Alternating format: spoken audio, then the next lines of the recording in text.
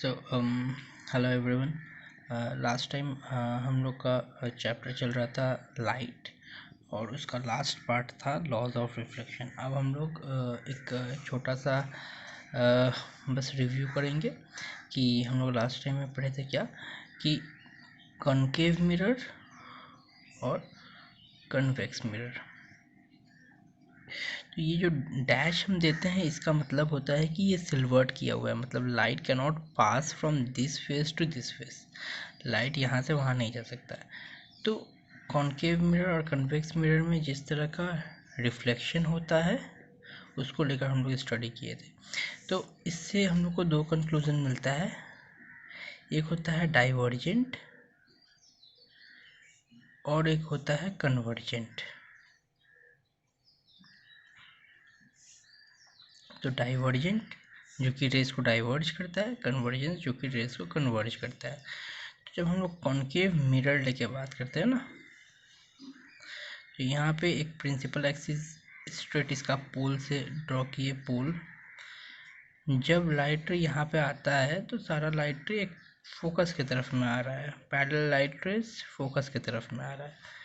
तो अल्टीमेटली क्या कर रहा है ना, सारा जितना भी लाइट रे आएगा सब फोकस की तरफ में आएगा। तो अल्टीमेटली ये सारा लाइट रे को एक तरफ में कन्वर्ज कर रहा है। और हाँ, रे डायग्राम के वक्त में याद से हमेशा एरो देना मस्ट। तो ये एक पॉइंट में कन्वर्ज कर रहा है तो इसको हम लोग बोलते हैं कन्वर्जिंग मिरर या फिर कन्वर्जिंग रेज। अब वहीं पे अगर हम लोग कन्वेक्स मिरर ले ले तो ये एक डॉटेड लाइन बना रहे हैं, ये क्या है, प्रिंसिपल एक्सिस, और यहाँ पे है पोल। तो जब यहाँ पे लाइट रेज आते हैं तो ये बाहर की तरफ जाते हैं, तो इसको हम लोग बोलते हैं डाइवर्जिंग। तो डाइवर्जिंग रेज जो है इसमें भी आके फोकस में मीट करेगा। अच्छा, एक चीज़ ध्यान से नोट करो, कॉनकेव मिरर होगा तो सेंटर इसका इस तरफ होगा और कन्वेक्स मिरर होगा तो सेंटर इसका इस तरफ होगा। ये प्रिंसिपल एक्सिस है तो सेंटर इस तरफ होगा, ये प्रिंसिपल एक्सिस है तो सेंटर इस तरफ होगा। बिकॉज आप लोग कंपास पुट करके ये आर्क को इस तरफ से बनाओगे, यहाँ पे कंपास पुट करके ऐसे आर्क को बनाओगे। तो जो आर्क बनाओगे जो कि एक सर्कल का ही पार्ट है, तो जिस तरफ इसका सेंटर रहेगा वही है उसका सेंटर ऑफ कर्वेचर। ठीक है, जहाँ पे कंपास रख के आर्क बनाओगे वो कंपास का मार्क ही होता है इसका सेंटर ऑफ कर्वेचर। और सेंटर ऑफ कर्वेचर और पोल इसके बीच में होता है फोकस। सो सिंस ये रेस को डाइवर्ज करता है तो इसको हम लोग बोलते हैं diverging lens, diverging mirror, sorry. So एक चीज़ हमेशा ध्यान में रखना, पैरेलल लाइट रे अगर आएगा तो वो जाके मीट करेगा फोकस पे। तो अब हमें याद रहेगा कि कॉनकेव मिरर का फोकस सेंटर ऑफ कर्वेचर इस तरफ है और कन्वेक्स मिरर का focus and centre of curvature इस तरफ है। Okay, now coming to the next part कि रे डायग्राम, जो कि मोस्ट इम्पॉर्टेंट चीज़ है। रे डायग्राम इन स्फेरिकल मिरर। तो अभी हम लोग पहला पढ़ेंगे रे डायग्राम इन कॉनकेव मिरर।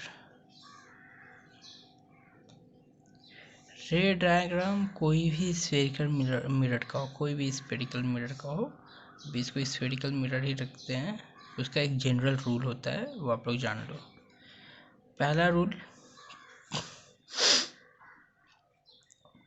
ये जब लाइट रे जो है पैरेलल रहता है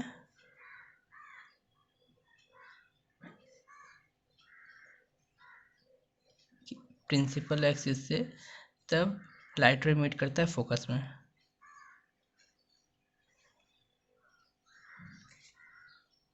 ये याद रखना हमेशा। सेकंड, लाइट रे जब सेंटर ऑफ कर्वेचर से पास करता है तब वो अनडाइवर्टेड रहता है, मतलब वो कहीं भी नहीं मुड़ेगा। इसका एग्जांपल हम दिखाते हैं। जैसे कि एक छोटा सा मिरर बनाते हैं और यहाँ पे दूसरा मिरर बनाते हैं। तो जब कन्वेक्स मिरर है, प्रिंसिपल एक्सिस ड्रॉ किए, तो इसका सेंटर इस तरफ होगा क्योंकि ये कर्व इस तरफ है। तो जब कोई लाइट रे सेंटर ऑफ कर्वेचर से पास कर रहा है तो ये कहीं भी नहीं मुड़ेगा, ये वापस ऐसे जाके वापस ऐसे ही आएगा। अब पैरेलल रहेगा तो वो जाके फोकस पे मिलेगा। अभी देखो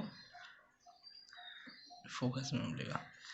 अभी देखो ये कॉनकेव मिरर है, यहाँ पे प्रिंसिपल एक्सिस है। अभी अगर लाइट रे, इसका सेंटर इस तरफ होगा, अगर लाइट रे सेंटर से पास करता है तो ये ऐसे आएगा और ऐसे ही वापस जाएगा, जैसे आएगा वैसे ही जाएगा, मतलब कोई भी डाइवर्जन नहीं रहेगा। तो लाइट रे यहाँ पे जैसे कि से ये थोड़ा आर्क बड़ा है तो इसका सेंटर कहीं इस तरफ में होगा जहाँ मेरा पेन का पॉइंट है। तो अगर मैं छोटा अगर एक कर्व बनाऊं जिसका सेंटर सामने हो, इसका प्रिंसिपल एक्सिस सेंटर यहाँ पे है, तो लाइट रे अगर इसको एम करके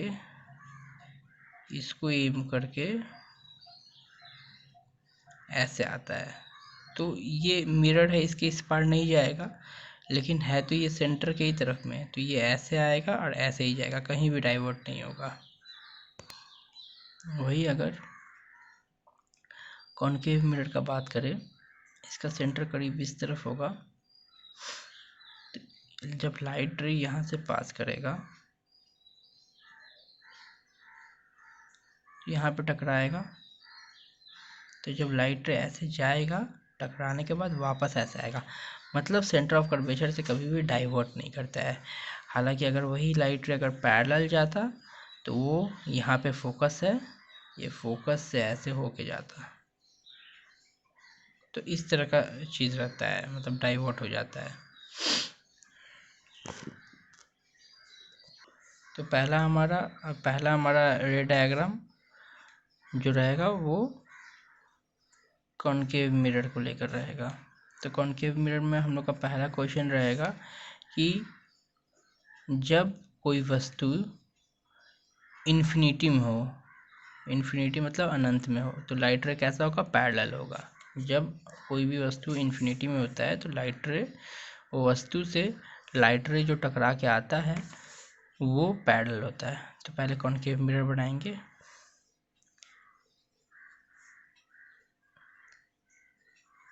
ये सेंटर ऑफ कर्वेचर होगा इसका, ऑब्जेक्ट इन्फिनिटी में है यानी कि अनंत में, मतलब लाइट रे ऐसे आएगा, किसके पैरेलल, प्रिंसिपल एक्सिस के पैरेलल। ये प्रिंसिपल एक्सिस है, सेंटर ऑफ कर्वेचर पोल, और यहाँ पे कहीं पे फोकस है। लाइट रे पैरेलल आ रहा है, लाइट रे ऐसे गया और ये लाइट रे ऐसे गया, ठीक है। तो एरो बनाना बहुत कंपलसरी है कि कैसे लाइट जा रहा है। एरो का डायरेक्शन गलत हुआ तो पूरा डायग्राम गलत। यह है फोकस। तो ऑब्जेक्ट एट इन्फिनिटी, इमेज कहाँ बनेगा, फोकस पर, ठीक है। ये पहला डायग्राम, रे डायग्राम। सेकंड रे डायग्राम क्या है कि when object is at infinity, object जो है, वस्तु जो है, वो किसके बीच में है, बिटवीन इन्फिनिटी एंड और सेंटर ऑफ कर्वेचर। नाउ जब हम एक स्फेरिकल मिरर ड्रॉ कर रहे हैं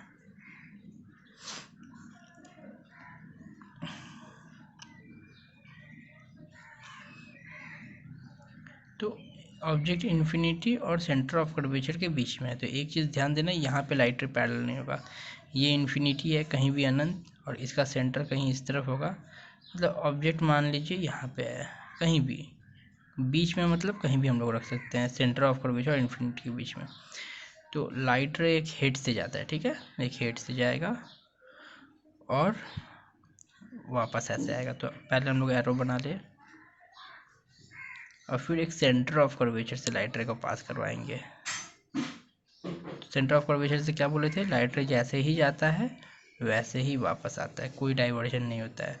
तो अल्टीमेटली यहाँ पे सेंटर ऑफ कर्वेचर थोड़ा गलत बनाया है, इसको अब न्यू से एक बार बनाते हैं। एक्चुअली अगर आपके पास कंपास है ना तो उसको यूज़ करोगे तो बहुत अच्छा बनेगा। ये एक फ्रेज डायग्राम था किए हैं, इसका सेंटर ऑफ कर्वेचर ये है। तो ऑब्जेक्ट जो है वो इन्फिनिटी और सेंटर ऑफ कर्वेचर के बीच में है। यहाँ पे थोड़ा सेंटर ऑफ कर्वेचर यहाँ वहाँ हो गया था, इसलिए ये गलत थोड़ा बना। तो ऑब्जेक्ट जो है ये सेंटर ऑफ कर्वेचर इन्फिनिटी के बीच में है। ये ऑब्जेक्ट है, ये वस्तु है, इसका ही प्रतिबिंब बनना है, यानी कि इमेज बनना है। तो लाइट रे एक सर के ऊपर से हम लोग ले जाएंगे हमेशा। ये रे डायग्राम हम लोग जब भी बनाएंगे ऐसे ही बनाएंगे। जो भी ऑब्जेक्ट बनाते हैं एक उसके सर के ऊपर से ऐसे ले जाते हैं और एक इसके सर के ऊपर से जो सेंटर है वहाँ से पास करवाएंगे। तो एक हम लोग सर के ऊपर से लेके लाइट रे वापस आया, और एक हम लोग सेंटर ऑफ कर्वेचर से पास करवाए तो लाइट रे वापस टकरा के वापस जाएगा, क्योंकि सेंटर ऑफ कर्वेचर से डाइवर्ट नहीं करता है। तो ये जो जहाँ मीट कर रहा है वहाँ पे ही इमेज बनता है। तो सर का पार्ट जहाँ पे मीट कर रहा है वहाँ पे सर बनाएंगे। मतलब यहाँ पे ध्यान से देखो क्या दिख रहा है आपको, यहाँ पे एक चीज़ आपको दिख रहा है कि ये ऑब्जेक्ट है और ये उसका प्रतिबिंब है। तो पहला चीज़ क्या है, जो प्रतिबिंब बना यानी कि इमेज बना, इमेज क्या है, इमेज इज स्मॉल, छोटा बना है। और क्या है, उल्टा है यानी कि इन्वर्टेड। और क्या है, अगर मिरर का हम पहले भी बताए थे, अगर मिरर का इस तरफ बनता है तो रियल होता है और इस तरफ बनता है तो वर्चुअल होता है, मिरर का, दर्पण का। तो ये कहाँ बना है, इस तरफ में बना है, मतलब ये वास्तविक है, आभासी नहीं है, यानी कि रियल है, वर्चुअल नहीं है।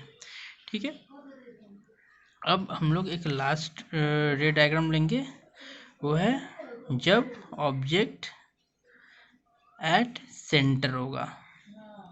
तो ऑब्जेक्ट एट सेंटर होगा मतलब यहाँ पे एक बना रहे हैं, ठीक है, इसका सेंटर मान लीजिए यहाँ, यहीं पे अगर ऑब्जेक्ट होगा तो क्या होगा। तो अभी सेंटर है तो सेंटर से तो लाइट रे नहीं पास करवा सकते हैं, तो इसलिए हम लोग क्या करेंगे, हम लोग एक पैरेलल लाइट रे पास कराएंगे।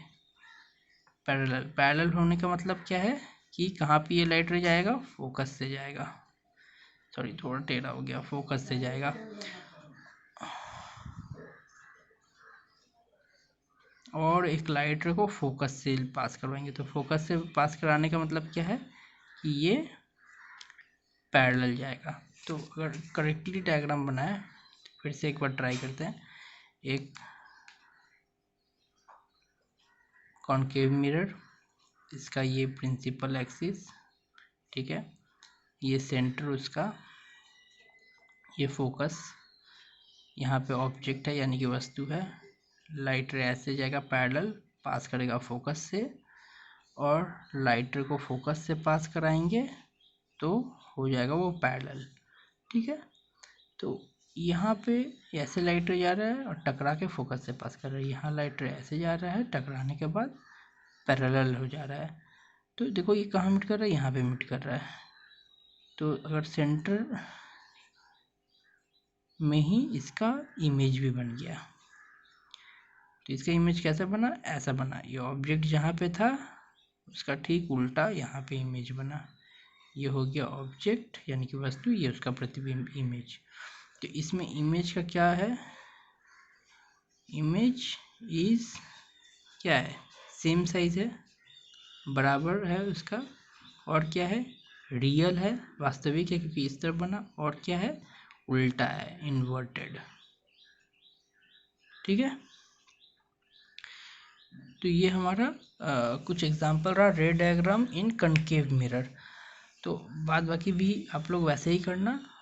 आप लोग को बेसिक रूल समझ में आ गया होगा कि कैसे रे डायग्राम के वक्त में क्या क्या हम लोग को बेसिक पकड़ के रखना पड़ता है। अब हम लोग आएंगे रे डायग्राम एट कन्वेक्स मिरर।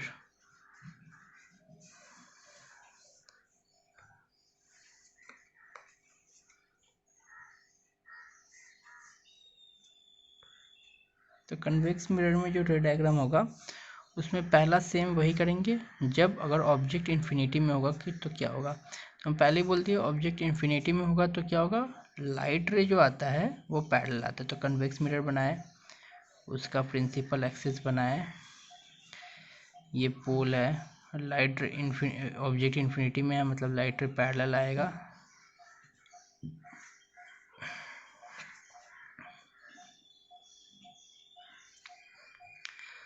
ये जब कॉन्केव मिरर में जब ऑब्जेक्ट इन्फिनिटी में था तो इमेज कहाँ था, एट फोकस यानी कि एफ। अब जब कॉन्वेक्स मिरर में इन्फिनिटी में ऑब्जेक्ट है तो यहाँ से लाइट रे टकरा के ऐसे चल जाएगा, यहाँ से लाइट रे टकरा के ऐसे चल जाएगा। डाइवर्जेंट मिरर है ना, इसलिए डाइवर्ज हो जाएगा। तो ये यहाँ पे टकरा के वापस चलिए तो हम लोग इसको ऐसे एक्सटेंड करेंगे पीछे में डॉट लाइन से, ठीक है, क्योंकि जहाँ पॉइंट मिलता है वहीं पे इमेज बनता है। तो आगे में तो बन नहीं रहा है, पीछे में ही बनेगा।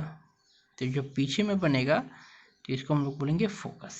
तो ये जो जगह है देखो अगेन यहाँ पे इमेज जो है एट फोकस बना, मतलब लाइट रे पैरेलल अगर रहेगा यानी कि इन्फिनिटी में रहेगा ऑब्जेक्ट तो इमेज फोकस में ही बनेगा।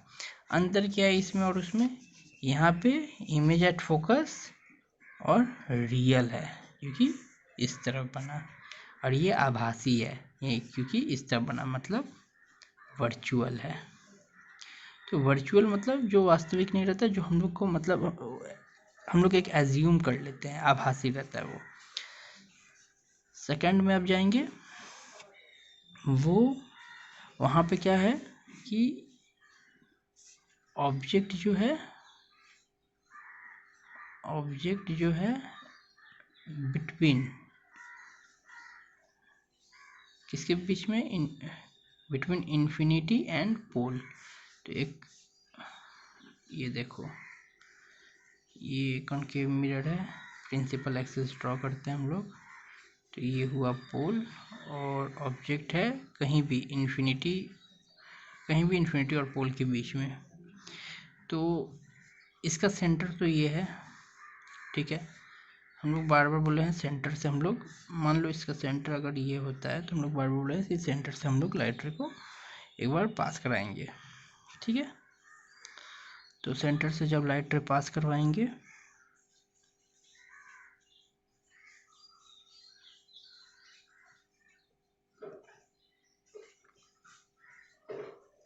आप स्केल से करना, और एक ऐसे रहेगा लाइट रे,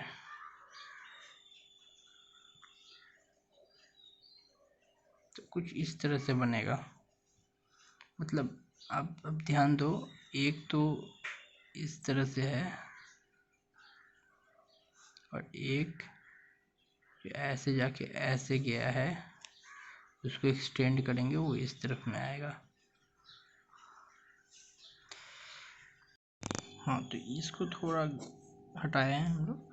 ये देखो ऑब्जेक्ट ये है O और ये कहाँ पे है, इन्फिनिटी और पोल के बीच में कहीं भी है। तो इसका एक लाइट रे हम लोग सेंटर ऑफ कर्वेचर से पास करेंगे, ये सेंटर है, सेंटर ऑफ कर्वेचर से पास कराएंगे। तो यहाँ पे क्योंकि यहाँ पे वर्चुअल होता है इसलिए हम लोग सब डॉटेड करते हैं। और एक लाइट रे पैरेलल करवाएंगे तो ये पास हुआ, ये जो लाइट रे पैरेलल रहेगा वो फोकस से पास करेगा। तो यहाँ से ये कुछ इस तरह से पास करेगा ऐसे करके, तो फोकस से पास करवाएगा। तो ये इंटरसेक्ट इस पॉइंट में हो रहा है, तो इंटरसेक्ट इस पॉइंट में हो रहा है तो यहाँ पे इमेज बनेगा।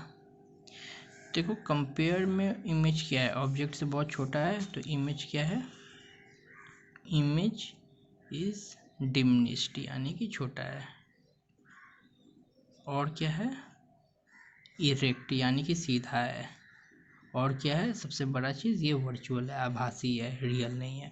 तो एक चीज़ याद रखना, ये सारा डायग्राम ना ज्योमेट्रिक डायमेंशन है, तो आपको कंपास स्केल ये सब यूज़ करना पड़ेगा। अगर आप लोग ऐसे फ्री हैंड डायग्राम करोगे तो वो पूरा का पूरा गलती ही होगा। तो ये जस्ट आपको बताने के लिए है, बट आप लोग हमेशा कंपास यूज़ करना, क्योंकि जब आप लोग कंपास यूज़ करोगे ना, ऐसे करके एक आप आर्क करोगे तो ये आर्क आपका मिरर बन जाएगा, और जहाँ पे पॉइंट रखोगे वो आपका सेंटर ऑफ कर्वेचर बन जाएगा। वहाँ से स्ट्रेट लाइन खींचोगे, प्रिंसिपल एक्सिस हो जाएगा। उसके जस्ट हाफ में आपको एफ बनाना है, यानी कि फोकस है। तो ये सब आप लोग ध्यान देना कि जब आप लोग कोई भी मिरर बनाओगे तो कंपास रख के बनाना, कहीं भी इस तरफ या उस तरफ। तो अगर आप यहाँ पे कंपास का पॉइंटर रखिए, यहाँ से स्ट्रेट लाइन खींचना, तो ये सी हो जाएगा, और ठीक इसके हाफ में एफ हो जाएगा focus.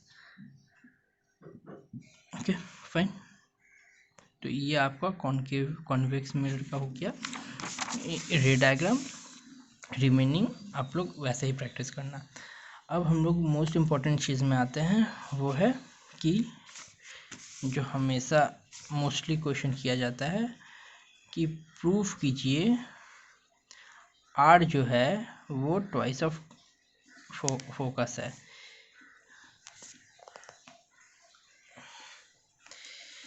So what do you mean by this? R is equal to 2f। तो कोई भी लेंस, कोई भी मिरर आप लोग ले लो, कोई भी मिरर ले लो, उसमें जब आप लोग प्रिंसिपल एक्सिस बनाते हो तो वहाँ पे सेंटर से जब आर्क बनाते हो तो सेंटर से पोल का दूरी, ये पोल यहाँ पे पोल होता है ना, पोल का दूरी को हम लोग रेडियस बोलते हैं। कोई भी सर्कल है, सेंटर से इसको क्या बोलेंगे, रेडियस बोलेंगे। तो अभी इसको भूल जाओ, बस इतना पार्ट देखो। तो इतना पार्ट क्या हो गया, मिरर हो गया। तो सेंटर से ये पोल जो होगा क्या होगा, रेडियस होगा। और एक फोकस होता है जो कि हम पहले बहुत बार बता चुके हैं, लाइट पैरेलल आता है तो फोकस से पास करता है। तो वो फोकस जो होता है उससे पोल का दूरी होता है एफ, फोकस से। तो इसमें बोलना चाहता है कि जो एफ है ये सी से आधा होता है, मतलब सी जो है एफ का दुगना होता है, डबल होता है। इसको प्रूफ करना है, तो कैसे प्रूफ करेंगे, चलिए। तो प्रूफ करने के लिए जैसे हम लोग थ्योरम प्रूफ करते हैं ना, जो भी थ्योरम रहता है उसी तरह का सिंपल ये फिजिकल साइंस में भी रहता है।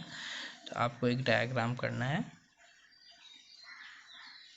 ये बहुत सिंपल होता है, जस्ट आपका कंसेप्ट क्लियर होना चाहिए। तो एक ये कॉनकेव मिरर और कन्वेक्स मिरर में दोनों में यही प्रूव होगा। तो हम अभी बस एक ही मिरर को दिखा रहे हैं, दूसरे मिरर से आप लोग खुद प्रैक्टिस कर लेना। कोई डाउट होने से आप लोग उनसे पूछ सकते हो। तो ये कॉनकेव मिरर है, कॉनकेव मिरर में ये प्रिंसिपल एक्सिस है, यहाँ पर पोल है, यहाँ पे सेंटर ऑफ कर्वेचर है, सेंटर ऑफ कर्वेचर है, ये मान लेते हैं फोकस है। एक लाइट रे आया पैरेलल, तो पैरेलल आएगा तो कहाँ से पास करेगा, फोकस से पास करेगा, ठीक है। सेंटर ऑफ कर्वेचर से हम लोग एक लाइन खींचेंगे, ठीक है।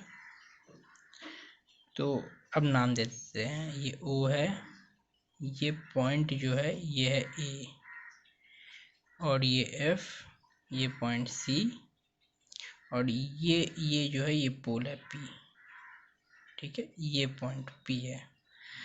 तो ये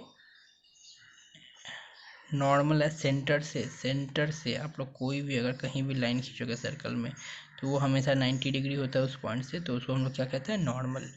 तो लॉज ऑफ रिफ्लेक्शन में क्या बोले हैं, नॉर्मल अगर रहता है तो आई और आर क्या होता है, बराबर होता है, आई इक्वल टू आर। तो ये आई है, तो इसको भी हम लोग आई बोल सकते हैं, ठीक है। अब देखिए, अब आते हैं इस पार्ट में, तो ध्यान दो, ओ ए जो है, अच्छा इसको नाम देते हैं, ये लंबा जो प्रिंसिपल एक्सिस है इसका नाम देते हैं एक्स वाई। तो ओ ए जो है एक्स वाई के साथ पैरेलल है, देखो एक्स वाई और ओ ए पैरेलल है, ठीक है। और ए सी जो है, ए सी क्या है, ट्रांसवर्सल है। ट्रांसवर्सल मतलब जो बीच से जाता है, ट्रांसवर्सल। तो आप लोग थ्योरम में पढ़े हो, जब दो पैरेलल लाइन रहता है और वहाँ से कोई लाइन ऐसा ट्रांसवर्स जाता है तो ये एंगल बराबर ये एंगल हो जाता है, जिसको हम लोग बोलते हैं ऑल्टरनेट एंगल बोलते हैं ना। तो अगर कोई लाइन रे पैरेलल है और उसको कोई भी लाइन रे ट्रांसवर्स में कट कर रहा है तो this angle equal to this. तो यहाँ पे ये O A X Y parallel है और इसको कौन कट कर रहा है, सी ए। तो मतलब this angle equal to this angle हो जाएगा, तो ये भी आई हो जाएगा। तो मतलब O A is parallel to X Y and A C is transversal, therefore angle O A C is equal to angle FCA is equal to I। ठीक है, OAC is equal to FCA is equal to I। क्यों? क्योंकि ये alternate angle है। ठीक है, अब हमें ये भी पता है कि एंगल FAC भी आई है। ये तो हम पहले ही इसके थ्रू प्रूफ किए बताए कि एंगल FAC भी आई है। तो एंगल FAC, ध्यान से देखो, एंगल FAC आई है, एंगल ACF यानी कि FCA कुछ भी बोलो वो भी आई है। मतलब ये दोनों एंगल बराबर है। ये दोनों एंगल बराबर है मतलब क्या, ये ट्रायंगल जो है ये आइसोसेलेस ट्रायंगल बन गया। या ट्रायंगल देखो ऐसे बना रहे हैं हम लोग, ये ट्रायंगल ऐसे है ना, नाम क्या है, AFC। तो अगर ये एंगल बराबर रहता है तो थ्योरम में हम लोग क्या पढ़े हैं, जब दो ऑपोजिट एंगल बराबर रहता है तो ये बन जाता है आइसोसेलेस ट्रायंगल। आइसोसेलेस ट्रायंगल का ऑपोजिट साइड इक्वल होता है। So angle FAC is equal to I, therefore angle FAC is equal to angle FCA, क्योंकि दोनों ही आई है। तो FAC is equal to angle FCA is equal to I, दोनों ही आई है तो दोनों बराबर है। therefore ट्रायंगल CAF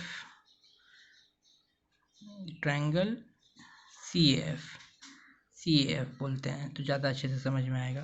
तो ट्रायंगल जो CAF यानी कि CAF है क्या है, इज आइसोसेलेस ट्रायंगल।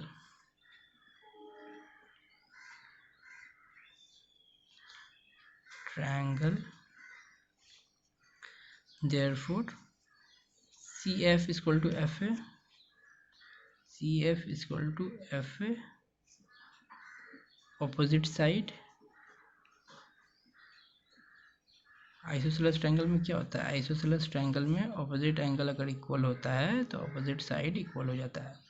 जब भी कोई भी ट्रायंगल का ऑपोजिट एंगल इक्वल होता है तो उसको हम लोग बोलते हैं आइसोसेलेस ट्रायंगल। तो उसका ऑपोजिट साइड भी इक्वल होता है ऑपोजिट एंगल के साथ। ठीक है, तो ये बाय डिफ़ॉल्ट है, ये आप लोग अपने मैथ्स में थ्योरम में पढ़े होंगे। तो ये एक आइसोसेलेस ट्रायंगल बन गया जिसका ऑपोजिट एंगल इक्वल था, इसलिए ये ऑपोजिट साइड भी इक्वल हो गया। मतलब FC इक्वल टू FA या फिर FC इक्वल टू FA या फिर CF equal to FA। Now ये जो एपर्चर है इसको बोलते हैं हम लोग एपर्चर। इतना छोटा जो पार्ट है ना, इतना छोटा पार्ट, इसको हम लोग बोलते हैं एपर्चर।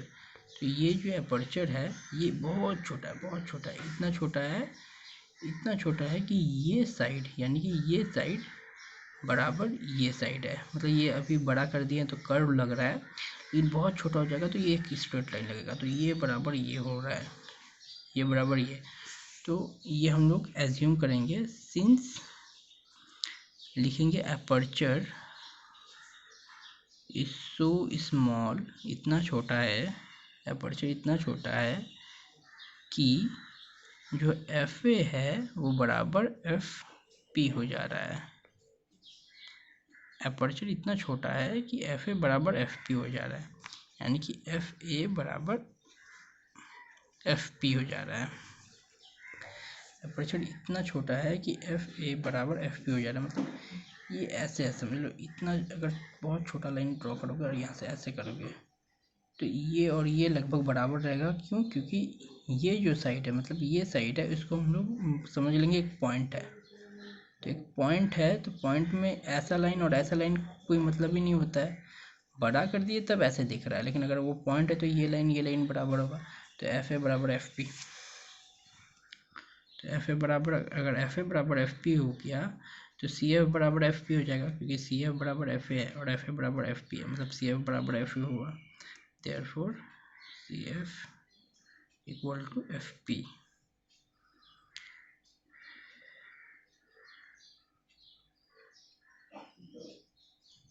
ना एक चीज़ अब आप ध्यान दो, C F equal to F P है, तो C P equal to two F P हो जाएगा। ध्यान से देखो,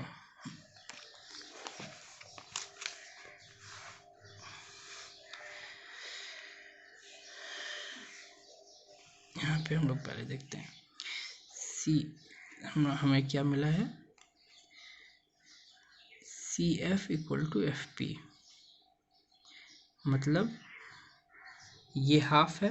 जब ये दोनों बराबर है मतलब ये हाफ है, तो इसका मतलब क्या, ये पूरा है और ये आधा है, मतलब C P equal to two F P, क्योंकि ये दोनों तो बराबर है, प्रूव हो गया। तो सी एफ बराबर एफ पी, तो सी एफ बराबर एफ पी, यानी कि ये जो लाइन है ये आधा है, यानी कि C P equal to two F P.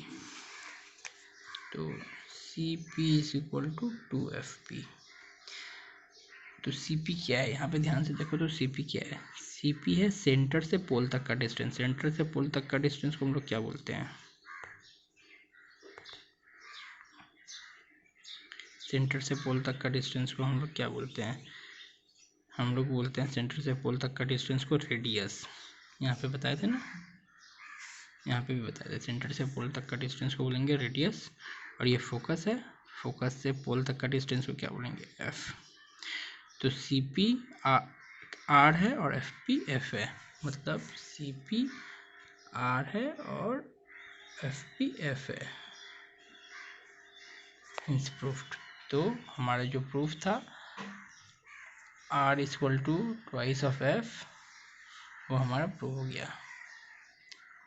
तो ये आता है प्रूफ करने के लिए, ये बहुत इंपॉर्टेंट पार्ट है। इसके बाद जब हम लोग स्टार्ट करेंगे तब हम लोग पढ़ेंगे रिफ्रैक्शन, ठीक है, ये नेक्स्ट टॉपिक रहेगा हमारा। तो अब अभी तक के लिए रिफ्लेक्शन क्लास 10 का पोर्शन के लिए ख़त्म हो गया। इस पे आप लोग का सम्स भी आएगा और ये प्रूफ भी इम्पोर्टेंट है, सो इसको मार्क एज इम्पोर्टेंट। एक एक यूजेस दोनों मिरर का बता दे, ये जो भी चीज़ के बारे में हम लोग पढ़ते हैं उसका कोई ना कोई तो काम होना चाहिए।